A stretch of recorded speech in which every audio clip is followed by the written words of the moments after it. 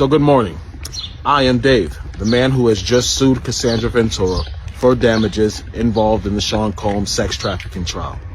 And I'm looking through social media and I see a lot of the women out there, particularly black women like myself, who choose to victim shame me and try to do everything they can to discredit me, because the truth is that the loss of the Sean Combs trial was a loss to the Me Too movement and to hating women like the women who are trying to insult me.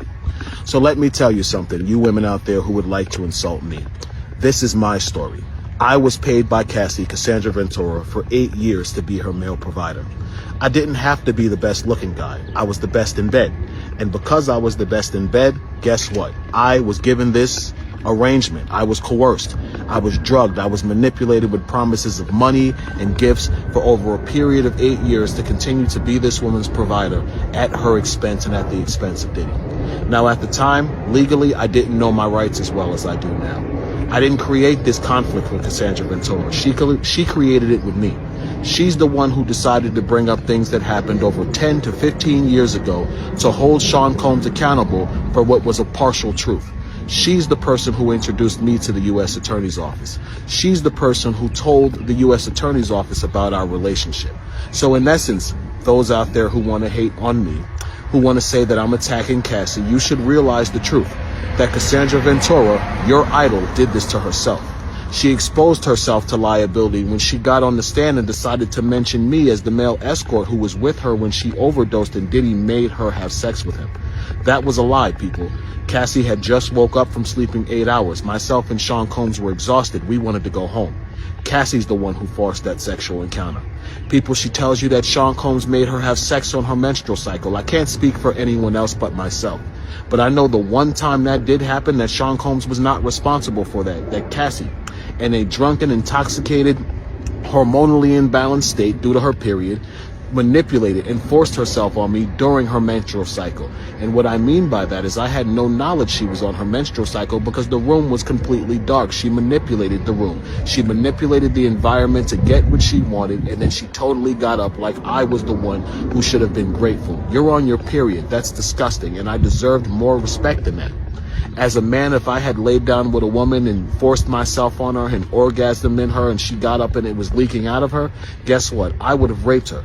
So by statute, by case law definition, Cassandra Ventura sexually assaulted me. I'm not looking to destroy Cassie. I've given Cassie more than a year to settle this before things got out of control. The problem is she's being supported by women like you who would choose to attack male victims instead of accept the truth, which is that a woman could have lied to get revenge on the ex-boyfriend who broke her heart and hurt her. It happens, people. They say hell hath no fury like a woman scorned, and that's true. If you hurt some women, they will do everything in their power. If you hurt some men, they'll do everything in their power to hurt you. But I want to end this by saying this. Cassie did this to herself. They say he who sets out on the course of revenge should dig 2 graves. People, Cassie dug the grave that is Clayton Howard herself. Cassie got on the stand trying to destroy Diddy. She should have took her $20-30 million and walked into the sunset, people. She should have never gotten on the stand and created further liability for herself by telling more of the lie that she created to get this man sent to prison for his life. She made a mistake when she got on the stand, people. She made a mistake when she got on the stand and lied about the events with Clayton Howard. Clayton Howard is a victim of Cassandra Ventura. Clayton Howard didn't ask to be in a relationship with Cassandra Ventura while she was sleeping with numerous men per week.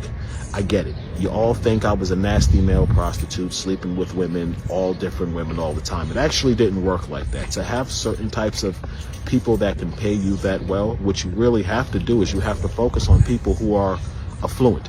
And affluent people don't engage in activities like that. So I might have had a client once a month. The truth is I was only a male escort for 2 years. I continued in the profession because Cassie and Diddy continued to pay me very well. And I was an ex-con. I needed money. Yes, I was trapped in a situation. I'll admit that. I didn't know what to do.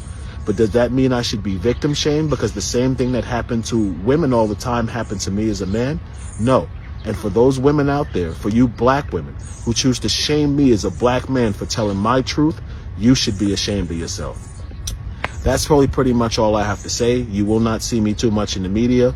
I don't need the public to believe me. I just need a jury of my peers and 12 people to believe me in the court.